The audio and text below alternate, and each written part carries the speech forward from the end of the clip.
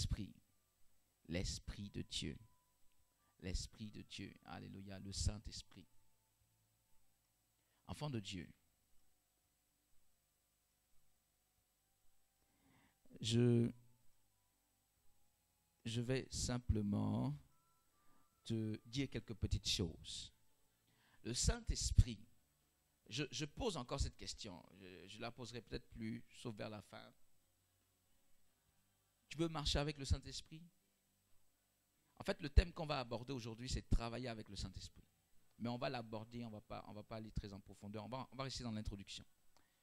Travailler avec le Saint-Esprit. Alléluia. Travailler avec le Saint-Esprit. On pourrait dire main dans la main avec le Saint-Esprit. Mais bref, travailler avec le Saint-Esprit. Mais ça commence déjà par un certain nombre de globalités qui sont pas moins importantes.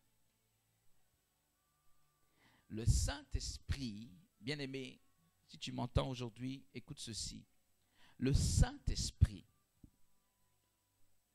n'est pas simplement une puissance. Le Saint-Esprit me dit de te dire qu'il n'est pas simplement une puissance, mais qu'il est une personne. Le Saint-Esprit est une personne. Qu'est-ce que cela change? Ça change tout. Si je me permets de le dire dans le débat, c'est parce que ça change tout. Ne serait-ce que ce que je viens de dire change tout dans ta relation avec lui. Parce que je pense que tu ne voudras pas avoir de relation avec une puissance. On ne cherche pas à avoir de relation avec une puissance. Par contre, on chercherait à avoir une relation avec une personne. Si tu conçois, et l'Esprit de Dieu donc est clair là-dessus, si tu le conçois comme une simple puissance, il y a pas mal d'aspects de sa personnalité ou pas mal de choses dont tu ne pourras pas bénéficier. C'est quoi le considérer comme une puissance? C'est seulement le voir à la dimension des sensations qu'il t'apporte dans le corps lorsqu'il te visite, ou simplement le voir à travers ce qu'il produit dans la vie des gens, quand par exemple il touche telle personne, que la personne se met à pleurer, la personne tombe, ou quand il délivre les gens, quand il opère des miracles. Nous savons que tout ça c'est excellent. C'est excellent, je ne dis pas le contraire. Mais pour toi, enfant de Dieu, allons-y, alléluia, allons-y. Pour toi, porteur de réveil, partenaire de réveil, pour toi, le Saint-Esprit veut quelque chose de plus grand. Pour toi qui est destiné à être l'instrument de Dieu. Pour toi qui est destiné à être utilisé par lui, il te dit qu'il n'est pas simplement une puissance, il est une personne. Si tu le considères seulement comme la puissance, tu ne pourras pas entrer dans une certaine dimension même de la manifestation avec lui. Alléluia. Est-ce que je parle à quelqu'un? En clair, ce que je suis en train de te dire de la part du Seigneur, c'est que ceux qui ont la possibilité de voir une certaine dimension de sa manifestation, c'est ceux, non pas qui le regardent comme une puissance, mais c'est ceux qui savent qu'il est une personne. Et naturellement, s'il est une personne, je l'ai dit, ton approche d'une personne est différente de ton approche de quelque chose qui est immatériel. Immatériel dans le sens de impersonnel, qui n'a pas de personnalité. Tu ne vas pas parler avec quelque chose qui n'a pas de personnalité. Tu ne vas pas parler avec une puissance. Tu ne vas pas prendre soin d'une puissance. Je veux dire, tu ne vas pas chercher une relation. Bref, dans tout ce qu'on peut mettre dans une relation. Ceux qui ont pu voir des hauts niveaux de sa gloire et de sa manifestation à travers eux, c'est ceux-là qui l'ont reconnu, qui l'ont connu comme une personne. Et non pas ceux qui ont vu simplement l'aspect puissance. Beaucoup recherchent la puissance du Saint-Esprit, mais ils ne savent pas qu'en réalité, la puissance réside dans le fait de le connaître en tant que personne et non pas le voir simplement en tant que puissance. Alléluia.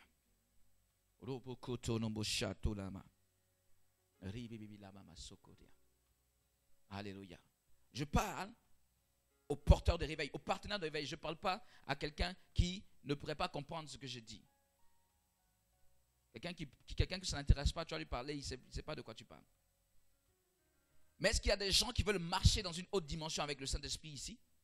S'il y en a, écoute ce que le Saint-Esprit me charge de te dire. Tu veux le voir dans sa gloire? Sache qu'il n'est pas une simple puissance basée sur des émotions.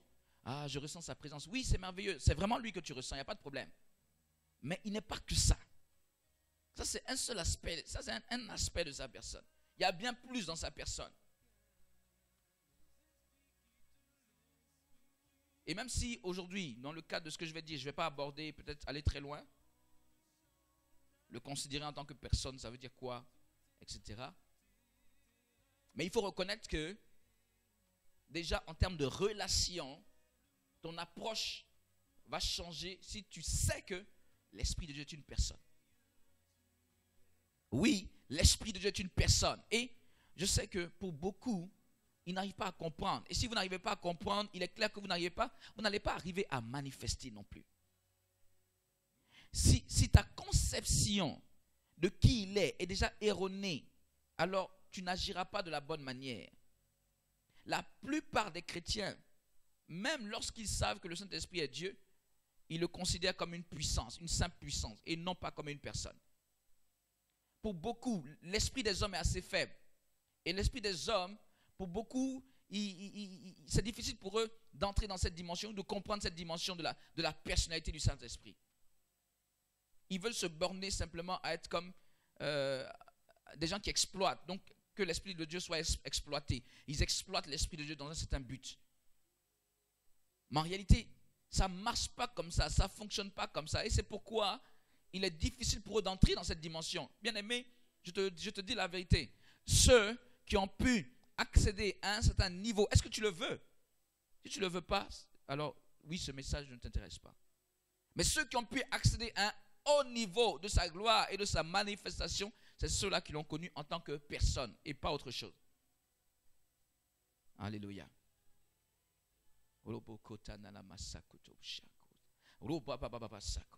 Et tant que tu ne marches pas dans cette dimension de l'expérimenter en tant que personne avec qui tu as une relation, eh bien, il y aura une bonne part de la manifestation que tu ne verras pas. Oui, tu peux prier pour des malades, ils vont recevoir la guérison. Tu peux prier. Oui, le Seigneur exauce les prières. Même ceux qui ne parlent pas du Saint-Esprit, s'ils prient, l'Esprit de Dieu peut le faire. Car il n'est pas venu pour parler de lui-même ou pour se présenter de son propre chef. Jésus a dit, il vient pour me glorifier.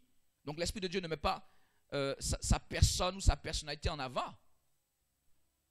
Mais ça ne veut pas dire qu'il n'est pas une personne ou qu'il n'a pas de personnalité. Alléluia. Est-ce qu'il y a quelqu'un avec moi? Seigneur,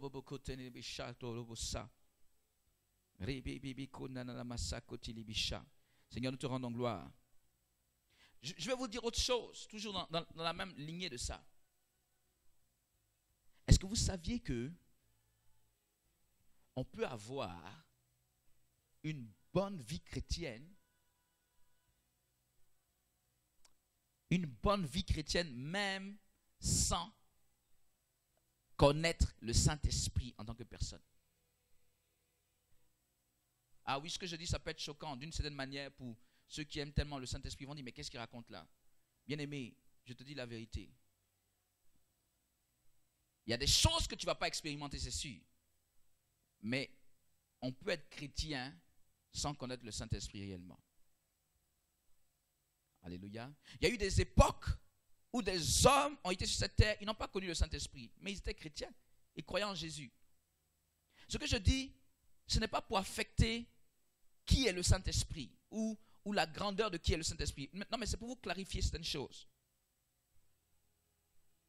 Mais si tu veux être un porteur de réveil,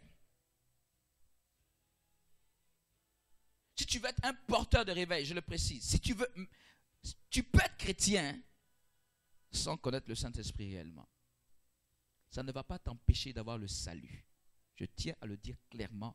Aujourd'hui, je le dis d'autant mieux que j'ai reçu cela du Saint-Esprit. moi qui aime parler du Saint-Esprit, en principe, ce que je dis semble être... bref, c'est comme un sacrifice de dire ça. Oui, on peut être chrétien sur la terre des hommes. Il y a eu des époques, il y a eu des chrétiens, il y en a encore aujourd'hui, qui ne connaissent pas forcément le Saint-Esprit, mais ils sont chrétiens. Et s'ils sont sincères dans leur marche avec Jésus, ils seront sauvés, pas de problème. Mais, toi qui veux marcher dans la dimension du réveil, alors toi, je dis bien spécifiquement celui, certes qui est chrétien, oui, mais qui veut marcher dans la dimension du réveil, celui-là, il ne peut pas ne pas connaître le Saint-Esprit. Alléluia. Tu ne peux pas, toi qui veux marcher, impacter, être utilisé, et quand je dis tu veux, quelque part, c'est pas que toi tu veuilles dès le départ, c'est Dieu qui t'a choisi. Mais par le fait qu'il t'ait choisi, il a motivé aussi ta volonté d'y adhérer. Donc je dis tu veux comme si ça venait de toi. Mais on sait que ça ne vient pas de toi d'abord. Mais toi qui veux marcher dans la dimension du réveil, tu ne peux pas ne pas connaître le Saint-Esprit. Cela ne pourra jamais se faire, cette dimension du réveil, si tu n'as pas cette intimité de la personne du Saint-Esprit. Tu resteras toujours au stade des petites manifestations. Alléluia. Oui, bien-aimé, on peut mener une vie chrétienne. Et je ne dis même pas une pseudo-vie chrétienne. Moi aussi, j'ai pensé peut-être que si tu n'es pas dans cette dimension du Saint-Esprit, ta vie chrétienne n'est pas une vraie vie chrétienne. J'ai pensé à ça à un moment, mais aujourd'hui, je pense que le Saint-Esprit me corrige. Ce n'est pas qu'il ne se donne pas l'importance qu'il faut. Il est Dieu. Il n'est pas moins Dieu que même le Seigneur Jésus ou Dieu le Père. Il est Dieu, au même titre que les deux autres personnes de la Trinité. Mais c'est Jésus qui est venu donner sa vie pour l'humanité. Et c'est la foi en Jésus qui ouvre les portes du ciel. Et c'est la foi en Jésus qui est le caractère fondamental et principal du chrétien. Mais ce qui est dangereux lorsqu'on parle du Saint-Esprit et des chrétiens, ce n'est même pas le fait de ne pas le reconnaître qui est dangereux. Je le répète, tu peux être chrétien et tu peux ne pas connaître le Saint-Esprit. Et malheureusement, le malheureusement vient de moi. Parce que ça c'est mon sentiment personnel, le terme malheureusement. Et malheureusement, il y a trop de chrétiens en fait qui ne connaissent pas le Saint-Esprit. Mais, je l'ai dit, tu peux être chrétien sans le connaître. Mais ce qui est dangereux en réalité, lorsqu'on parle du Saint-Esprit et des chrétiens, ce n'est pas le fait de ne pas le connaître qui peut être dangereux pour toi. Et même, écoutez-moi bien, parce que là, j'ai entendu parler des choses précises, et puis il faut être très, très attentif pour ne pas te tromper dans ce que je dis. Ce n'est même pas le fait de le rejeter qui est dangereux. Dans une certaine mesure, ça peut l'être. Mais le plus dangereux, c'est le fait de le rejeter de manière consciente.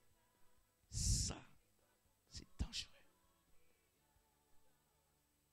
Le fait de ne pas avoir cette intimité avec le Saint-Esprit, je l'ai dit, dans une certaine mesure, il y a des choses que tu ne vas jamais expérimenter. C'est quelque part chaque personne qui voit. Mais si tu fais un effort pour marcher dans ce que la parole de Dieu recommande en ce qui concerne la vie de sanctification, un certain dévouement et engagement à la suite de Christ, etc., le Seigneur va t'ouvrir sa porte, la porte du ciel, il n'y a pas de problème. Mais tu n'entreras pas dans une certaine dimension du réveil, ça c'est sûr et certain. Ceux qui rejettent le Saint-Esprit, certainement, ils seront un peu... Ceux qui le rejettent seront un peu bouleversés, seront un peu bousculés. Mais ce qui est le plus dangereux, qui est mortel, si pour utiliser cette expression, c'est le fait de le rejeter de manière consciente. Ça, c'est un terrible problème. C'est ce qui s'appelle le blasphème contre le Saint-Esprit. Beaucoup de gens rejettent le Saint-Esprit sans vraiment se rendre compte que c'est lui. Parce qu'ils voient une manifestation, beaucoup de chrétiens même, hein, ils voient une manifestation et se disent non, ça c'est pas Dieu. Mais en fait, ce n'est pas de manière consciente qu'ils ont rejeté Dieu. Donc quelque part, ils ne sont pas aussi lourdement frappés parce que c'est leur appréciation et ils n'ont pas suffisamment creusé. Mais ils n'ont pas le bénéfice de la manifestation, c'est sûr. Mais ceux qui sont fortement sanctionnés par Dieu, lorsqu'on parle du Saint-Esprit et des chrétiens, c'est ceux qui, en leur âme et conscience, en leur fort intérieur, sentent et ont cette persuasion que ça vient de Dieu. Mais pour certains motifs, refusent, rejettent. Pour certains motifs donc qui sont autres, qui sont des motifs extérieurs, des motifs qui leur sont propres ou d'autres motifs, bref, ils disent c'est pas Dieu.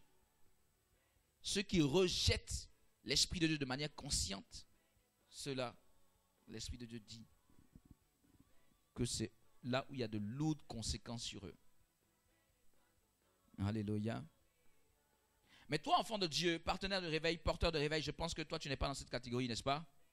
Toi, tu es dans la catégorie de ceux qui ne vont pas faire un mauvais coup à l'Esprit de Dieu. Tu es dans la catégorie de ceux, non seulement qui le reconnaissent, mais de ceux qui ont compris que si je veux travailler avec lui, il faut que je le connaisse en tant que personne. Mais je ne peux pas vouloir travailler avec le Saint-Esprit en pensant qu'il a une simple puissance. Saint-Esprit fait ceci, Saint-Esprit fait cela, Saint-Esprit comme ça, Saint-Esprit ceci, Saint-Esprit cela. Tu ne le vois que comme si tu emmenais un toutou, un chien. Excusez-moi, il faut que je le dise. Faire ceci, faire cela, c'est comme s'il est à ton service. Tu n'as pas compris qu'il s'agit d'une personne divine. Donc de Dieu. Alléluia. Certainement, nous ne faisons pas mal de dire Saint-Esprit agit, Saint-Esprit agit. Mais ta relation avec lui ne doit pas se borner à Saint-Esprit agit. Ça, ce sont ceux qui jusqu'à présent le considèrent comme une puissance. C'est une puissance que tu envoies comme ça. Va toucher, va toucher. C'est comme une puissance. Et là encore, bon, à une puissance que tu parles, ça c'est un peu curieux. Mais dans ta conception en tout cas, tu le considères encore comme une puissance. L'Esprit de Dieu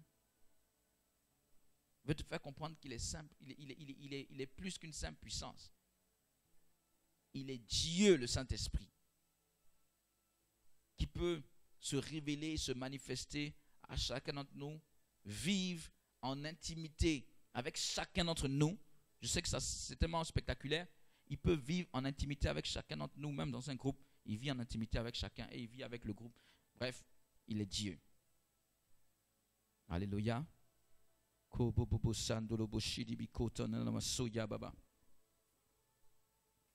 Amen. Ça va? Est-ce que les gens me suivent? Alléluia. Oh Seigneur, je bénis Dieu. J'étais là et l'Esprit de Dieu me disait des choses assez claires à transmettre à ses enfants. C'est-à-dire à vous. Et je bénis Dieu de ce que cela soit le cas maintenant.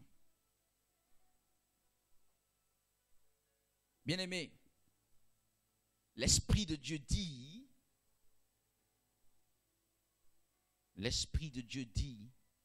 que sa relation avec lui est plus que tout or et tout argent que tu peux avoir sur cette terre. La relation avec lui. Regardez comment sur la terre des hommes, sur notre terre actuellement, le cœur des hommes bat pour l'argent. Regardez. Et ça, je parle pour nous tous. Hein. Personne n'est exempt de ça, je pense. C'est vrai que nous avons des approches différentes de l'argent. Quelqu'un du monde et un chrétien, en principe, il doit avoir une grande différence, je l'espère. Il doit avoir une différence dans ton approche de l'argent par rapport à quelqu'un du monde. Mais quoi qu'il en soit, beaucoup d'entre nous, nous sommes vulnérables lorsqu'il s'agit d'argent. On est très frileux. Bref, on est sensible. On cherche l'argent, on veut avoir l'argent. Parce que c'est relatif à notre vie sur cette terre. L'Esprit de Dieu te dit que la relation avec lui, cette relation avec lui est plus que l'argent. Tu cherches l'argent, tu veux avoir l'argent. Et ça, je parle aux hommes d'une manière générale, même aux chrétiens, je veux dire. Vous voulez avoir l'argent, Pas mal. Le Seigneur ne te dira jamais non, ne veuille pas avoir de l'argent. Si c'est nécessaire, il ne pourra pas te dire non, tu en as besoin. Tu veux de l'argent? Pas mal. Mais est-ce que tu sais que la relation avec le Saint-Esprit est plus que l'argent que tu cherches? Pourquoi cherches-tu l'argent et ne cherches-tu pas cette relation avec lui qui est plus que l'argent? Cherches-tu cette relation avec le Saint-Esprit autant que tu cherches l'argent sur la terre? Autant que tu te préoccupes de l'argent, est-ce que tu te préoccupes autant de cette relation avec le Saint-Esprit? Si tu confesses que cette relation est plus importante que l'argent, pourquoi est-ce que toujours tu te préoccupes de ce que tu dois avoir comme argent et que tu ne te préoccupes jamais de cette relation avec lui? Elle passe au second plan, alors que tu confesses que c'est plus important que l'argent. Est-ce que je parle à quelqu'un? Alléluia. Alléluia. Il y a un enfant de Dieu avec moi certainement, n'est-ce pas? Oh, merci Jésus. Et ça, lorsque l'Esprit de Dieu parle d'argent, il parle aussi de l'Église. Il parle de l'Église. L'Esprit de Dieu dit que dans l'Église, on a substitué cette relation forte et belle que nous devions avoir avec lui aux questions d'argent. Les hommes et les femmes, aujourd'hui, leur message, ce sont des messages relatifs à l'argent dans l'église tout le temps. Et la relation avec lui, elle est où dans tout ça? Elle est où? Elle est où? La relation avec l'esprit, la vie avec l'esprit, l'attachement, cette recherche, le fait d'aspirer, de désirer, de crier, de vouloir, de marcher par rapport à ça. L'objectif, c'est où dans l'église actuellement? Dans l'église, 1, 2, 3, l'argent. L'argent, l'argent. Lorsqu'on parle de prospérité, on voit l'argent. On voit l'argent. Je serai béni, j'aurai de l'argent.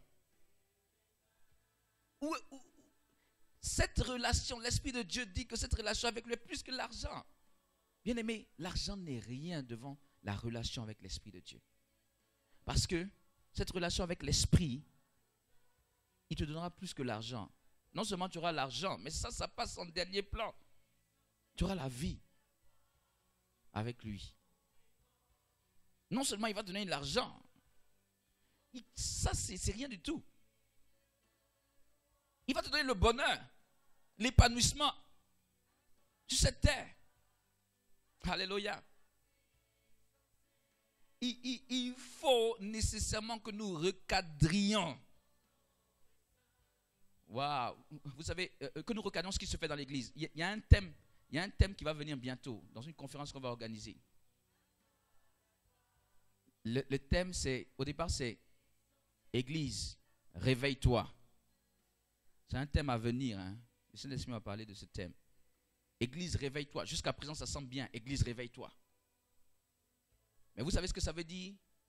Ça veut dire, Église, réveille-toi de ta sorcellerie. Waouh. Là c'est plus piquant. Et Église, réveille-toi de tes faux pasteurs.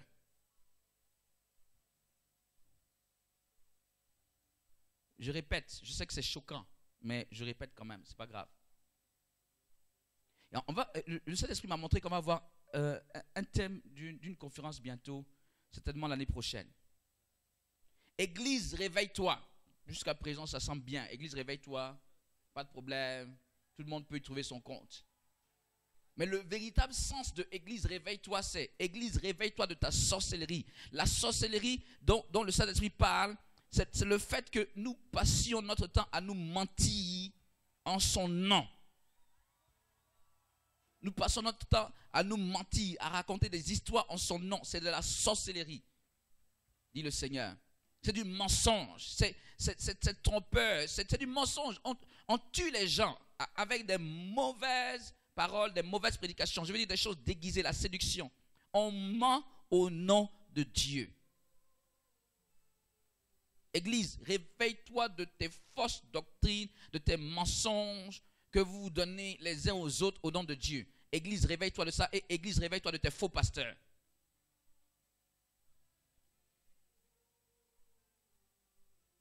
Le temps est venu où Dieu, si moi je me permets de le dire aujourd'hui, en parlant de faux pasteurs aussi fortement, c'est que le Seigneur est en train de me donner le mandat maintenant.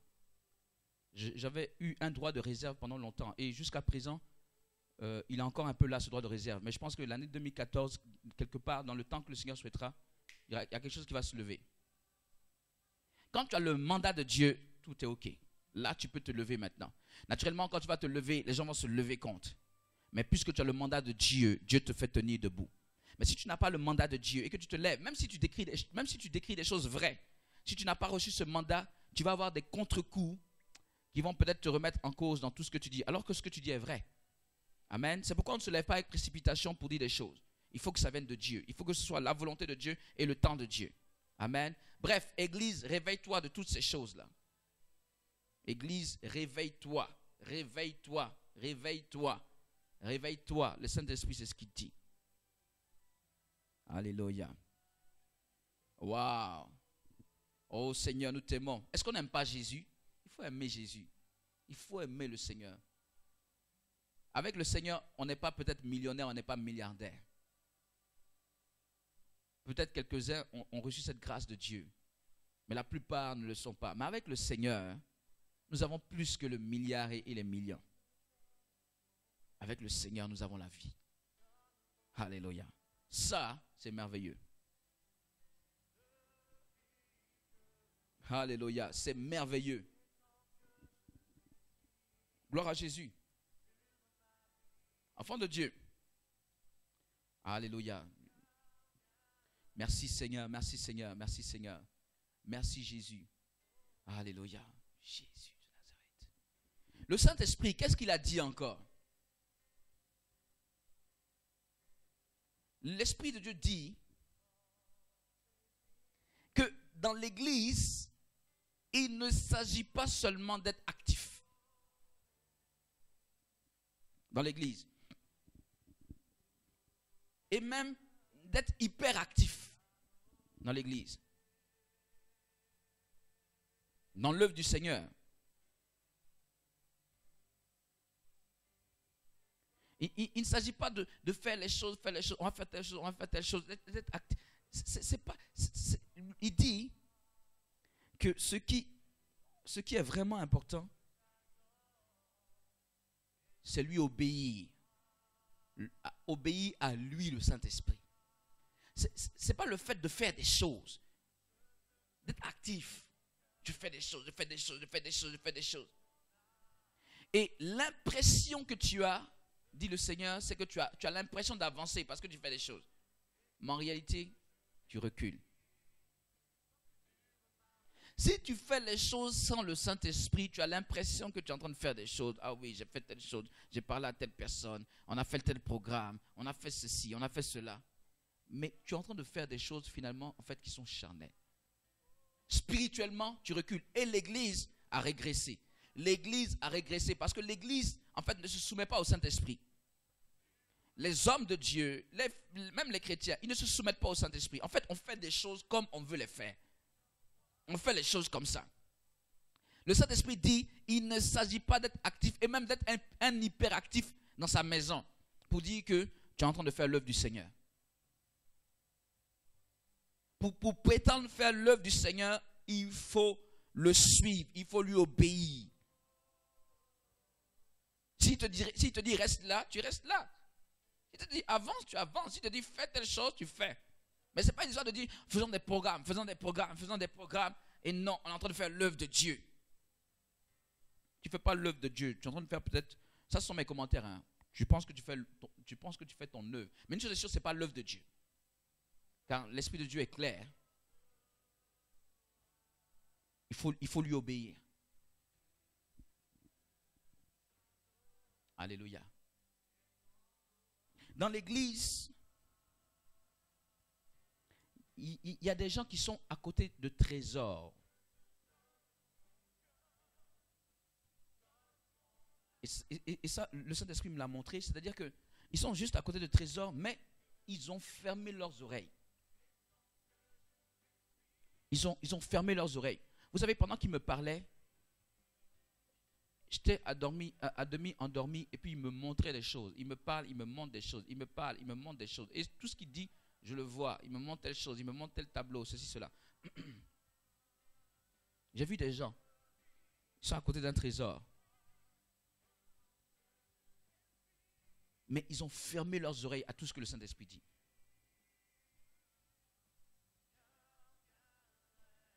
Ils ont fait ce qu'on appelle la politique de l'autruche. Je sais que c'est choquant. C'est-à-dire, je veux pas entendre. Je veux pas entendre ce que le Saint-Esprit me dit finalement.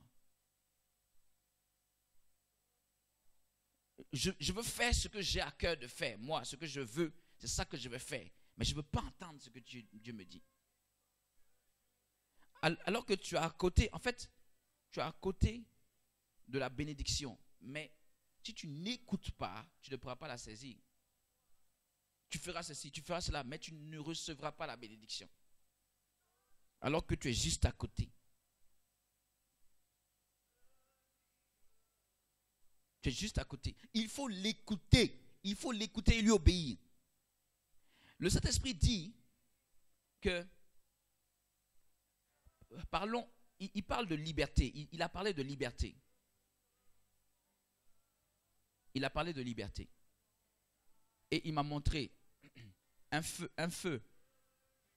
Hein? Lorsque vous êtes à un feu, il y a le feu rouge. Ce feu rouge stoppe les véhicules, stoppe les voitures. Mais est-ce que lorsqu'il y a un feu rouge, est-ce que ça veut vraiment dire qu'il n'y a aucun mouvement? Je pourrais vous poser la question. Au départ, tu serais porté à dire, oui, il n'y a aucun mouvement parce qu'il y a le feu rouge. Mais ce n'est pas vrai, il y a un mouvement. Lorsqu'il y a le feu rouge, il y a des mouvements. Il y a le mouvement, tandis que le feu est rouge pour les voitures, le feu est vert pour les piétons. Les piétons bougent devant, il y a le mouvement des piétons. Seulement, il n'y a pas de mouvement dans une certaine direction, mais il y a de mouvement dans une autre direction. Le Saint-Esprit dit que lorsqu'on parle de liberté, il donne la liberté, mais il ne donne pas la liberté de faire n'importe quoi. Lui, il fixe, si vous voulez, comme des rails. Il te dit, comme ça, tu ne peux pas bouger. Mais je te donne des grands principes. Je te laisse quand même un degré de liberté. Quand le Saint-Esprit te donne un chemin, il peut te donner une voie. Suis cette voie. Mais dans cette voie, il te donne une liberté. Tu as la liberté d'implémenter les choses, même à ton rythme si tu veux. Tu peux aller plus fort, tu peux aller lentement, tout et tout. Mais il ne va pas te donner la liberté d'aller dans le décor. Donc, il y a l'obéissance au Saint-Esprit qui est importante. Et malgré l'obéissance au Saint-Esprit, tu as quand même un degré de liberté. Le Saint-Esprit dit, ne fais pas croire que dans ce que lui te demande de faire, tu es comme résigné. Tu es comme un esclave ou une esclave. Comme si tu n'avais pas ton mot à dire. Non, ce n'est pas vrai. Ce n'est pas vrai. Lui, il te donne, il y a des choses qu'il ne veut pas que tu fasses. Parce qu'il sait que ce n'est pas bon. Là, c'est le feu rouge. Mais dans ce qu'il a donné, tu as quand même un degré de liberté. Un certain degré de liberté. Tant que tu restes dans la voie. Donc, ne fais pas croire que l'Esprit de Dieu est quelqu'un qui te rend esclave. Et d'ailleurs, même si c'était, je veux dire, esclave au sens négatif. Mais la Bible, Paul s'estimait esclave de Dieu, esclave de Jésus. Et cela, il le prenait dans le sens positif. Finalement, n'es-tu pas un esclave ou une esclave de Jésus? Paul disait, venez me lier, envoyez-moi même à la mort. Je ne résiste pas parce que je suis l'esclave de Jésus. Si c'est la volonté de Dieu, je m'en vais. Il se considérait l'esclave de Dieu. S'il doit se retrouver en prison à cause de Jésus, il est en prison. Il ne recherchait pas ce qui lui plaisait forcément. Est-ce que tu ne peux pas te considérer l'esclave de Dieu, finalement, lorsqu'on parle du service de Dieu? Où tu meurs à ta propre volonté et où tu lui obéis entièrement. Donc attention à notre conception de la liberté. Bien aimé, attention à notre conception de la liberté. Attention à ta conception de la liberté. Avec le Saint-Esprit, il y a une liberté, mais c'est une liberté qui est quand même dans un certain registre. Il ne va pas te permettre de faire n'importe quoi que tu veux et malgré tout. Il y a des gens qui pensent que, comme ils sont dans l'œuvre de Dieu, il suffit qu'ils fassent telle chose, l'Esprit de Dieu est avec eux. Ils vont faire telle chose, l'Esprit de Dieu est avec eux. Ils vont prêcher telle mauvaise chose, ils vont conduire les gens comme ça, l'Esprit de Dieu va les suivre. L'Esprit de Dieu n'est pas un toutou, c'est pas un petit chien qui te suit simplement. Bon, je vais faire telle chose pas très bonne, mais c'est pas grave, l'Esprit de Dieu est quand même là, il est d'accord avec ça. Et c'est cela. Est-ce que tu as bien compris qui est l'Esprit? Est-ce que tu as bien compris qui est l'Esprit? L'Esprit ne te suit pas dans tout ce que tu entreprends si ce n'est pas sa volonté. Enfant de Dieu. Waouh. Il y a des choses que qui doivent être dites. Alléluia. Merci Seigneur, merci Seigneur, merci Seigneur, merci Seigneur. Nous avons une conception erronée de la liberté, même dans l'Église. Parce que malheureusement, nous sommes influencés par le monde. Le monde a une notion de la liberté qui est une liberté large. C'est la liberté de faire tout ce qui lui passe par la tête. Et les chrétiens en viennent à être affectés par cette conception erronée. Même dans l'Église, les chrétiens veulent prétendre à la liberté. Et malheureusement, ils copient donc cette liberté, cette notion de liberté du monde. Mais ce qu'ils oublient, ou ce qu'ils ne veulent pas voir, c'est que cette notion de liberté dans le monde est une liberté de s'affranchir même de Dieu. Dans le monde, lorsqu'on parle de liberté, à la limite, c'est surtout même s'affranchir de tout ce qui est Dieu. Dans le monde, est-ce que vous savez que dans le monde, il y a de moins en moins de respect pour les autorités? Il y a de moins en moins de respect pour les parents. Ça, je pense que tu vas être d'accord avec ça. Il y a de moins en moins de respect pour ce qui est autorité. Il y a de moins en moins de respect. Parce qu'en réalité, nous avons fait l'enseignement il y a 2-3 semaines sur l'autorité, l'autorité divine. Parce qu'en réalité, en toile de fond, ce que les hommes ne veulent plus avoir, c'est une autorité même au-dessus d'eux. Et ce qu'ils ne veulent plus avoir surtout, c'est l'autorité de Dieu. Celui qui va dire ce qu'il doit faire. Ils ne veulent plus ça. À la limite, les gens, ils cherchent ce qui va être le plus choquant pour le faire.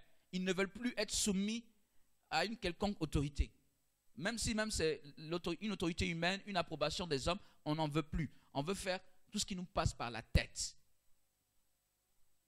Ça, c'est la liberté au sens des gens du monde. La question que je te pose en tant que partenaire, porteur de veille ou chrétien d'une manière générale, pour ceux qui écouteront peut-être ce message en d'autres moments. Est-ce que tu es sûr que la liberté ou le degré de liberté que le Saint-Esprit t'accorde en tant que serviteur de Dieu, servant de Dieu, porteur du réveil, c'est cette même liberté? Tu es sûr que c'est cette liberté de s'affranchir de l'autorité de Dieu? Je ne pense pas. Je ne pense pas que je te dise la vérité. Tu as un degré de liberté, mais il est quand même sous contrôle. Et ce n'est pas pour ton mal, c'est pour ton bien. Et tu dois l'accepter. Si tu ne l'acceptes pas, c'est que là, tu n'es pas serviteur. Le serviteur obéit.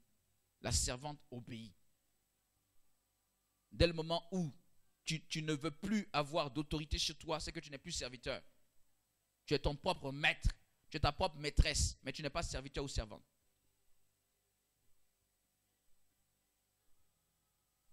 Donc, il faut obéir. Et de la même manière que dans le monde, les hommes finalement ne veulent plus entendre parler d'autorité, dans l'Église aussi, on ne veut même plus entendre parler d'autorité. Ce n'est pas dans les mêmes proportions, mais quand même dans l'Église, il y a ce vent-là. Il y a ce vent qui existe. Qui est un vent où, finalement, on ne veut plus trop entendre parler d'autorité. L'autorité spirituelle. Beaucoup, ça leur plaît de faire sortir tous les scandales qu'il y a dans les églises juste parce qu'ils ne veulent plus être sous aucune autorité.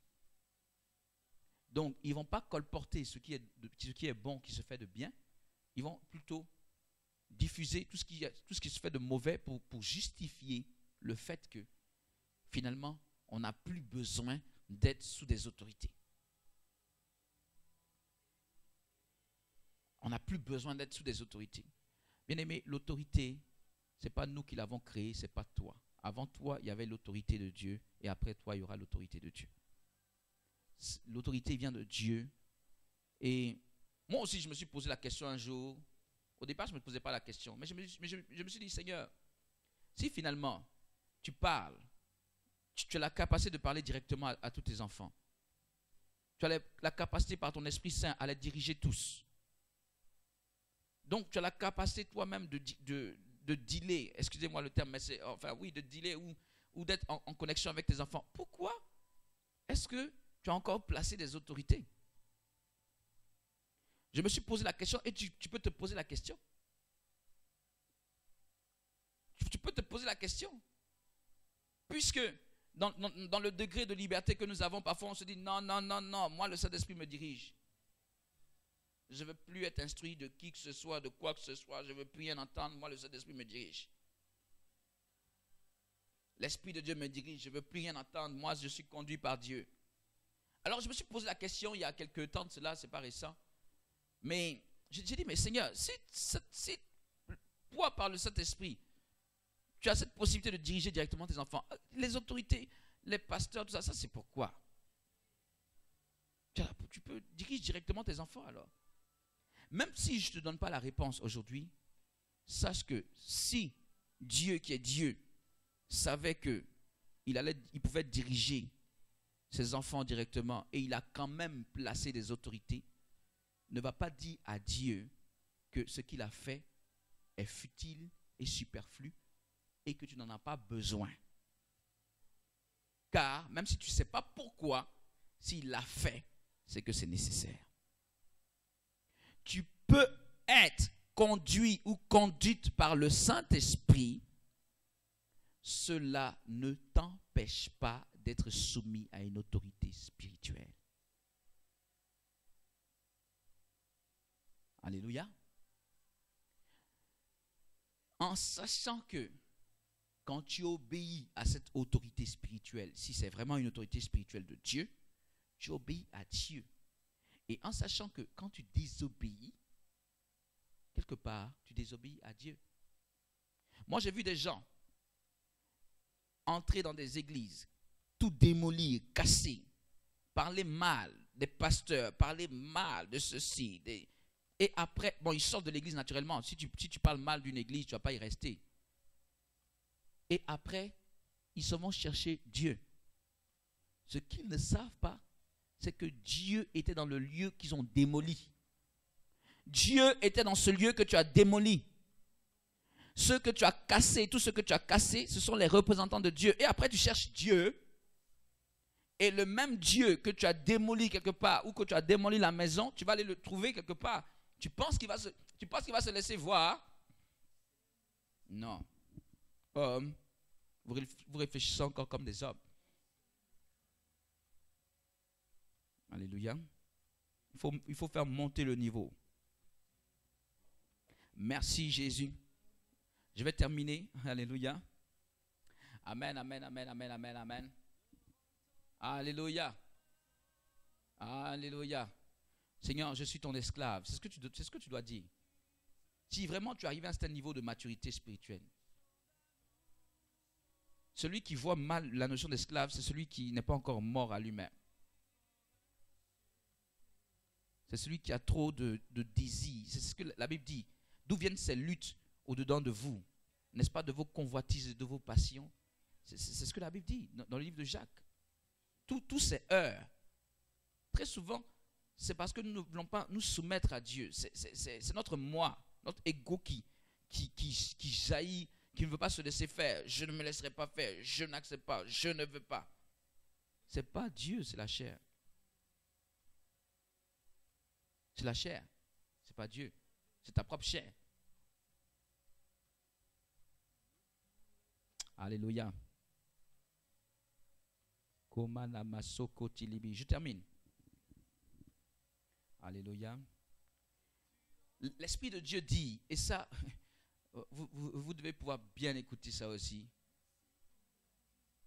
L'Esprit de Dieu dit que dans sa relation avec les personnes, en fait, il y a des gens, dans leur relation avec le Saint-Esprit, dès que quelque chose leur arrive, qui n'a rien à voir avec le Saint-Esprit, quand ils reviennent, c'est un peu comme s'ils voulaient faire payer au Saint-Esprit tous les petits déboires qu'ils peuvent avoir quelque part. Je prends un exemple terre à terre pour qu'on puisse comprendre. Quelqu'un est avec, on va dire, une fiancée. Voilà. Ils n'ont pas de relation, hein. Ils n'ont pas de relation sexuelle. Mais bon, supposons que quelqu'un est avec une fiancée. Et à un moment donné, les choses allaient bien. Et ils ont fait une histoire, les choses ne vont pas très bien, ça ne va pas bien. Il y a des gens, dès que quelque chose leur arrive quelque part, quand ils arrivent chez Dieu, avec le Saint-Esprit, c'est les mêmes choses. Je n'ai pas envie de parler au Saint-Esprit, je veux plus ceci, je veux plus cela. Les perceptions que les gens ont du Saint-Esprit varient en fonction de tout ce qu'ils ont à l'extérieur. Est-ce que ce serait normal? Suppose que tu sois marié. Je pense que tu sois d'accord avec moi que ce n'est pas normal. Serais-tu normal? Femme, je pose la question femme, les femmes le comprendront. Je sais qu'elles vont me dire que ce n'est pas normal. Femme, supposons que ton mari, il s'en va au travail. Et quand il s'en va au travail, il est frustré par son chef. Et il n'arrive pas, peut-être vis-à-vis de son chef, il n'arrive pas à répliquer. Et quand il arrive à la maison, c'est sur toi qu'il déverse toute sa colère qu'il n'a pas pu manifester chez son chef. Tu trouveras ça normal? Et je suis sûr que là, dans ce sens, tu comprendras bien et tu me diras non, c'est pas normal. Tu ne peux pas faire payer quelqu'un qui est en relation avec toi d'autres choses qui arrivent à l'extérieur et c'est lui que tu viens faire payer à chaque fois. Et l'Esprit de Dieu dit que malheureusement dans sa marche avec les chrétiens, même ceux qui acceptent de marcher avec lui, très souvent, dès que quelque chose leur arrive, tout ce qui va t'arriver ne va pas être beau. Il y a des choses négatives qui vont t'arriver. Mais s'il te plaît, préserve ta relation avec lui. Il ne faut pas que dès que quelque chose ne va pas, parce que tu as été contrarié d'une manière ou d'une autre, dès que tu arrives, c'est lui, l'Esprit de Dieu, que tu vas faire payer, à qui tu vas faire payer ça. Préserve ta relation avec lui, parce que lui, il est ton Dieu. Et lui, il peut réparer tout ce qui ne va pas. Mais si dès que tu es pincé quelque part, quelque chose ne va pas, il faudrait que non seulement ça ne va pas là-bas, mais que tu viennes répliquer cela dans ta relation avec le Saint-Esprit, finalement, rien ne va marcher. Ça ne va pas aller à l'extérieur, ça ne va pas aller avec le Saint-Esprit, et ça ne va pas aller chez toi non plus. Et beaucoup de gens, donc, perdent le fil conducteur. Ils perdent le fil conducteur avec le Saint-Esprit à cause de ça. Les choses vont bien. L'Esprit de Dieu, ah Seigneur, tu me fais du bien, tout ça. Dès qu'il entend quelque chose, allez, c'est fini. Tout est remis en cause. Tout est remis en cause. Il a oublié tout ce qu'il a dit la veille. Toutes les belles paroles, tout ça. Juste parce qu'il a eu un courrier qui lui annonce peut-être une mauvaise nouvelle, allez, c'est fini. Saint-Esprit, je ne veux plus. Allez, c'est fini. Allez, allez. Bien-aimé, c'est l'Esprit de Dieu qui me charge de vous dire que ça ne fonctionne pas comme ça. Alléluia. Je disais que je resterai au stade de l'introduction de ce message. Alléluia. Amen. Et nous y allons pour